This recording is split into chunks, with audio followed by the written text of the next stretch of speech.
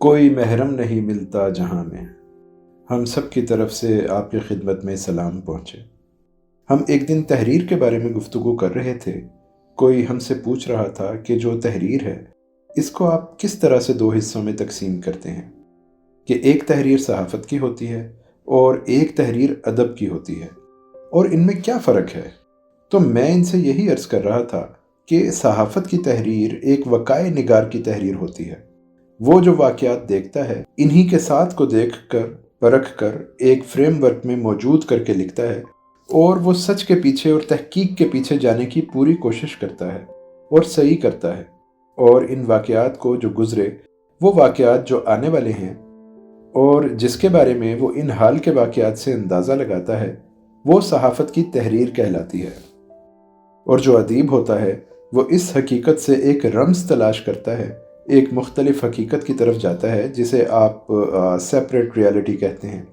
एक रियलिटी तो वो है जो आप ज़िंदगी में हर रोज़ मुलाहिज़ा करते हैं, लेकिन एक रियलिटी, एक हकीकत वो है जिसको एक साहिब नज़र या साहिब बसीरत आदमी इसकी तह तक पहुँचकर तलाश करता है। मसलन दरख्तों के फल जब पकते हैं और पकने के बाद आखिरी मरहले को पहुँचते हैं, तो शाखों से टूटकर ज़मीन पर गिरने लगते हैं। और ये एक दुनिया भर के सारे मुल्कों में, सारे इलाकों में, सारी जगहों पर एक तयशुदा मामला है कि अशजार फलों को जब वो पक जाते हैं तो छोड़ देते हैं। ये एक हकीकत है। लेकिन जब न्यूटन एक बेंच के ऊपर बैठकर अपने कोट के कॉलर खड़े करके इस फल को जो पक चुका है गिरते हुए देखता है, तो वो एक सेपरेट रियलिटी बयान करता है और वो कहता है इसकी वजह ग्रेविटी है। अदीब भी इस रम्ज़ को तलाश करने की कोशिश करता है जो बैन हकीकत में मौजूद नहीं होती। आपसे ये बात करते हुए मुझे एक बहुत देर का पड़ा हुआ वाक़या याद आया, जो शायद हम सबको ये बात समझने में मदद दे। हमारे यहाँ गोल्डा शरीफ में पीर मेहर अली शाह थे। इनके नाम से आप सब वाकिफ़ हैं। इनके साहबजादे थे ग़ुलाम मोहिउद्दीन साहब, जिनको उर्फ़ आम में लोग बाबूजी कहते थे। वो बाबूजी के नाम से जाने जाते थे। इनको कोई अपनी तबाह इल्मी के इजहार का इतना चाव नहीं था। मुझे इनकी खिदमत में हाज़िरी देने की बड़ी आरज़ू थी। एक दफ़ा बड़ी कोशिश करके मैं गोल्डा शरीफ पहुंचा। दोपहर का वक्त था।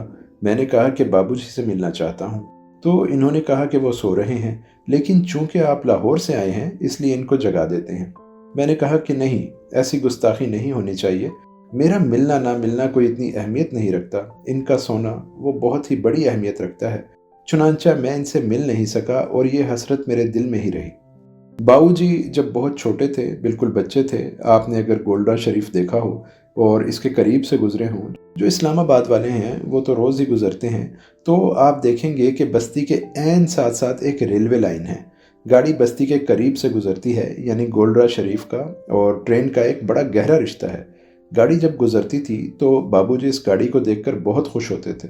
बहुत छोटे थे ना, तो वो गाड़ी की मोहब्बत में मुब्तला हो गए। ऐसी गहरी मोहब्बत में मुब्तला हुए कि दुनिया माफिया का कोई होश न रहा। वो गाड़ी के इश्क में ही मुब्तला हो गए थे और इसे देखते थे। जब इन्होंने देखा कि इसको एक अंग्रेज़ चला रहा है, पीछे जो झंडी हिलाने वाला है वो भी अंग्रेज़ है, और जब वो झंडी हिलाता है तो गाड़ी विसल देती है और पिंडी की तरफ रवाना होती है। बाबूजी पहले तो खड़े होकर हाथ हिलाते थे और गाड़ी गुजरती थी। जब इस छोटे बच्चे का, इस मासूम का हाथ हिलाना और हर रोज़ इस गाड़ी में इस्तगराक देखा, तो जो ड्राइवर था वो भी जवाब में हाथ हिलाने लगा। अंग्रेज़ में ये खूबी बड़ी थी और आज भी है। फिर इन्होंने क्या किया कि एक छोटा सा डंडा लिया और इसके ऊपर ग्रीन कपड़ा बांध के इसकी झंडी बनाई, और जैसे रेलवे स्टेशन पर झंडी लहराकर गाड़ी के नक्कास की इजाज़त देते हैं ना, ये बच्चा भी वहाँ खड़ा होकर ग्रीन झंडी हिलाता था और वो गाड़ी जाती थी। कुछ दिन तो ये खेल रहा।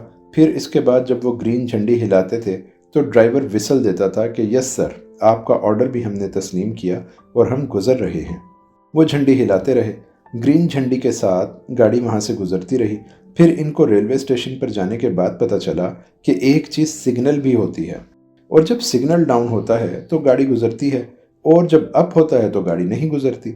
चुनांचा इन्होंने लकड़ियाँ वकड़ियाँ जोड़ के अपने मुरीदों से कहलवा के रस्सियाँ टाकियाँ लेके एक लकड़ी का बड़ा सा सिग्नल बनाया और इसको घर के कोठे के ऊपर लगा दिया, और इन्होंने तनाव बांध ली। अब जब गाड़ी के आने का वक्त होता तो वो रस्सी ढीली कर देते थे, सिग्नल डाउन हो जाता था और गाड़ी फर्राटे भरती हुई और विसल देती हुई वहाँ से गुजर जाती थी। इस चीज़ ने इनको बड़ा मुश्किल में डाल दिया और टाइम का पाबंद बना दिया, क्योंकि भाई जाहिर है कि गाड़ी तो वक्त पर गुजरती है, और इनको रात को जागने पर भी मामूर कर दिया, क्योंकि रात को भी जागना पड़ता था, तो फिर गाड़ी इनका सिग्नल रिसीव करके गुजरती थी। तो एक दफ़ा शाम के वक्त जब वो खेल रहे थे तो वो भूल गए और सिग्नल अप रह गया।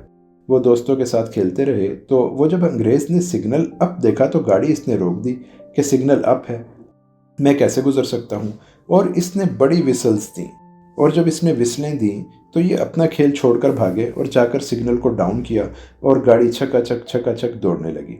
जब तक ये सिग्नल डाउन नहीं करते थे वो इसकी मोहब्बत में मुब्तला साहब जो था वो इनको वैसे ही जवाब देता था जैसे कि एक ड्राइवर को अपने सिग्नल मैन का जवाब देना चाहिए, और वो इसके इश्क में मुसलसल मुब्तला चले जाते रहे।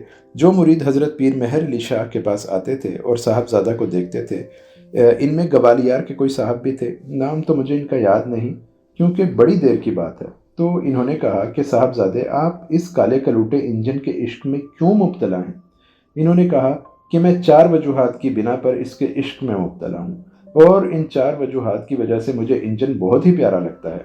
वो बहुत हैरान हुए कि साहब इन्होंने तो एक फ़लसफ़ा निकाला हुआ है। इन्होंने कहा कि पहली बात तो ये है कि ये आग खाता है, अंगारे हज़म करता है, अपनी जान पर दुख सहता है, और ये दुख सह कर जिस मंजिल का तहैया करता है इसकी तरफ जाता है।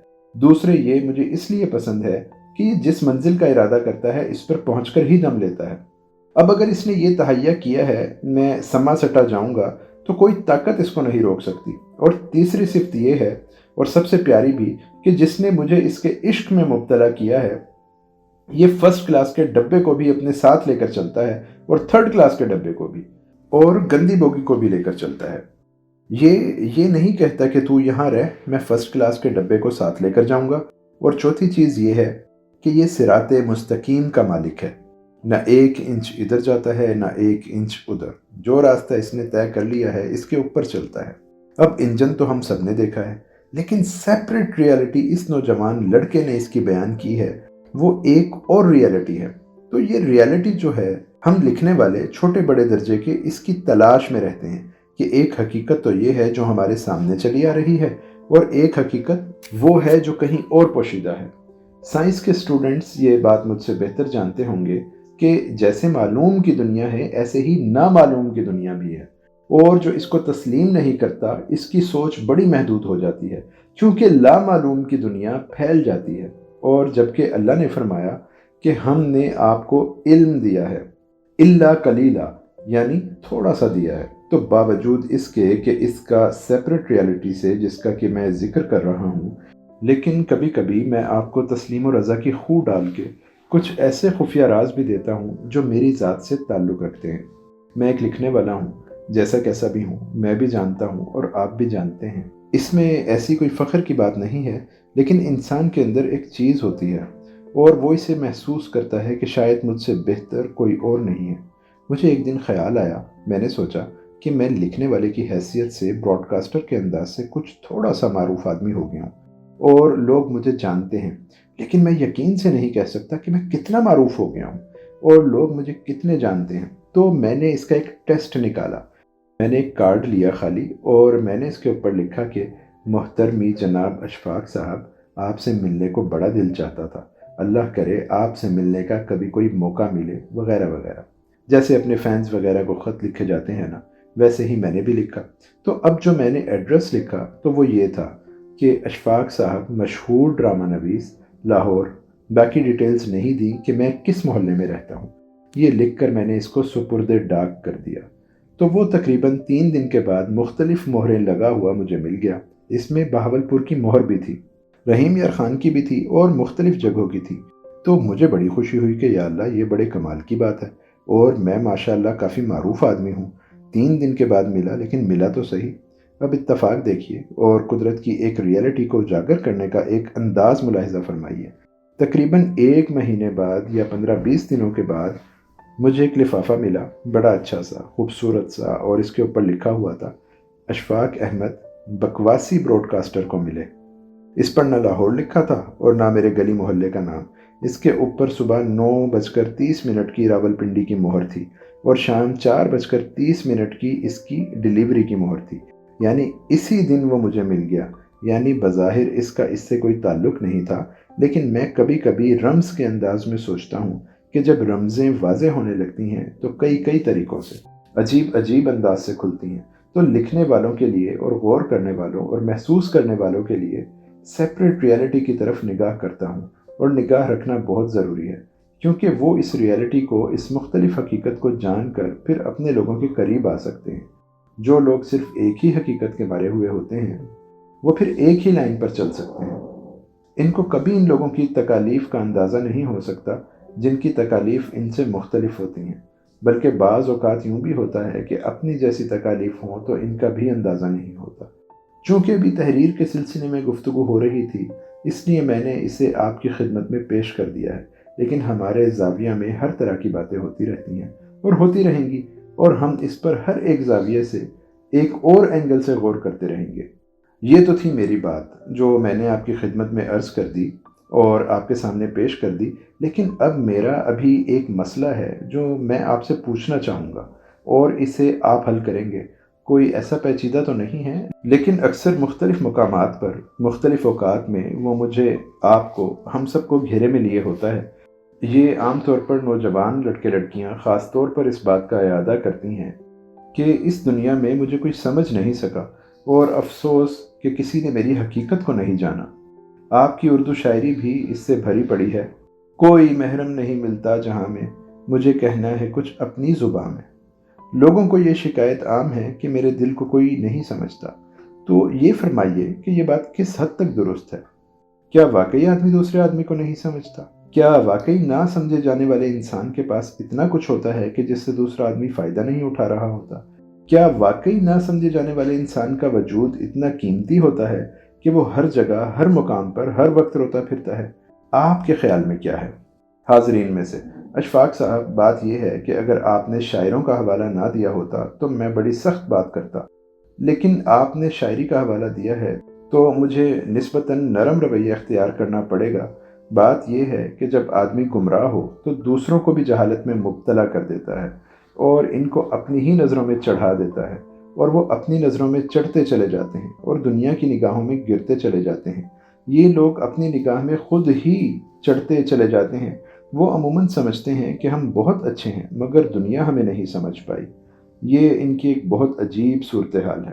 اشفاق احمد: آپ اختر عباس کیا سمجھتے ہیں کہ یہ رویہ درست ہے؟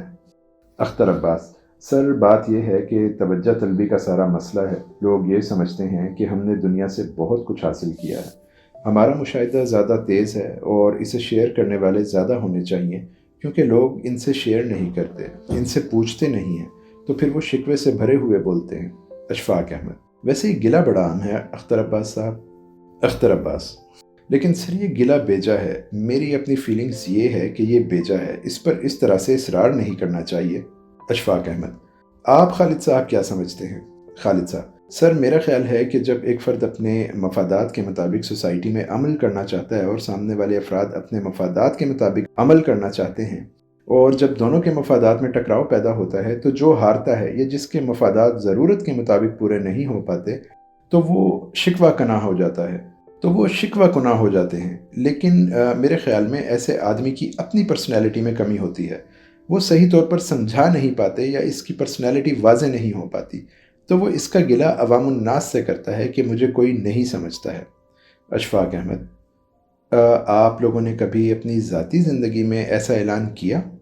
ایک سامع: اشفاق صاحب، ہوتا ہے اکثر، اس میں کوئی ایسی بات نہیں۔ ہر بندے کی زندگی میں ایسا وقت آتا ہے، ایسا موڑ آتا ہے کہ جب وہ ایموشنل ہو جاتا ہے تو وہ سمجھا نہیں پاتا، لیکن جب وہ ٹھنڈے دل سے سوچتا ہے تو وہ خود ہی ریئلائز کرتا ہے کہ اس میں میری ہی خامی تھی، تب وہ بندہ خود ہی منصف ہوتا ہے۔ لیکن ایموشنل ہونے کی صورت میں وہ دوسروں کو بلیم دیتا ہے کہ اس کے ساتھ زیادتی ہوئی ہے۔ لیکن میرا مشاہدہ ہے کہ اس میں ضروری نہیں ہے کہ ان میں پڑھے لکھے لوگ ہی شامل ہوں۔ وہ خواتین جو بہت تعلیم یافتہ نہیں ہوتی، وہ بھی یہ شکایت کرتی ہیں اپنی پڑوسنوں سے کہ مجھے کوئی سمجھنے والا ملا ہی نہیں، تو وہ جذباتی ہوتی ہیں نا، اس لیے ایسا سوچتی ہیں۔ لیکن اشفاق صاحب، ہم سب کا جو اینگل ہے وہ شاید بڑا محدود ہے۔ آپ کی نظر مختلف حوالوں سے مختلف چیزوں پر، لوگوں پہ زیادہ پڑی ہے۔ اگر آپ مناسب سمجھیں تو تھوڑا اپنے حوالے سے، اپنے مشاہدے کے حوالے سے بتائیں کہ آپ کو اس کی کیا وجہ لگتی ہے اور اس کو کس طرح سے دور کیا جا سکتا ہے تاکہ اس کا عملاً بھی کوئی فائدہ ہو۔ اشفاق احمد۔ اختر عباس صاحب میرے ایک استاد تھے جب میں روم میں تھا، ان کا نام تھا اونگاریتی، پروفیسر اونگاریتی۔ میں ان کی باتیں بیان کرتا رہوں گا۔ ان کو ہم پروفیسر کہتے تھے، لیکن یہ پروفیسر سے اوپر کا درجہ تھا۔ جب وہ تشریف لاتے تھے تو ہم سارے کے سارے، کسی کے پاؤں میں بوٹ ہے، کوئی ننگے پاؤں ہے، کوئی پنکھے کے نیچے بیٹھا ہوا ہے، سب کھڑے ہو جاتے تھے اور سب ایک دوسرے کو کہتے تھے کہ آ گئے ہیں، اٹھو سب۔ پروفیسر اونگاریتی، اور وہ تھے پاپ لارڈ اٹلی کے۔ اب ان کی 2 کتابیں آئی ہیں ترجمہ ہو کے۔ جب کوئی مشکل ہمیں پڑتی تھی تو ہم ان سے اس قسم کے سوال کرتے تھے جیسا کہ آپ نے پوچھا ہے کہ آپ کا بہت وسیع مشاہدہ ہے۔ ایک دفعہ ایک پروفیسر کا اس کی بیوی سے بڑا شدید جھگڑا ہو گیا اور اس میں بہت حد تک وہ خاتون ٹھیک بھی تھیں۔ تو جب جھگڑا زیادہ ہو گیا اور یہ معاملہ اسٹاف روم میں پروفیسر اونگاریتی کے پاس پہنچا تو انہوں نے کہا کہ دیکھو، جھگڑا اپنی جگہ، لیکن تم قوت کے سارے اعضاء جو ہیں ان کو استعمال کیا کرو۔ اور خاتون سے کہنے لگے کہ بی بی، تم صرف آنکھیں استعمال کرتی ہو، پپوٹے استعمال نہیں کرتی، تو جب تک یہ نہیں ہوگا ساتھ، اس وقت تک کام نہیں ہوگا۔ تو ہم نے ان سے پوچھا کہ یہ جو آدمی کہتا ہے کہ زندگی میں مجھے کوئی سمجھا ہی نہیں، اس کی حقیقت کیا ہے؟ تو وہ کہنے لگے کہ اس شخص کو خدا کا لاکھ لاکھ شکر ادا کرنا چاہیے، کیونکہ اس کی کمینگیاں اور حماقتیں اور نالائکیاں لوگوں کے سامنے نہیں آئی ہیں۔ اسے اللہ کا شکر ادا کر کے سونا چاہیے اور یہ شکوہ بھی نہیں کرنا چاہیے کہ لوگ مجھے سمجھتے نہیں۔ آپ کا بہت بہت شکریہ، اور جو میرے ساتھی ہیں وہ بھی شکریہ کی اس ادائیگی میں میرے ساتھ ہیں۔ اللہ آپ سب کو آسانیاں دے اور آسانیاں تقسیم کرنے کا شرف عطا فرمائے۔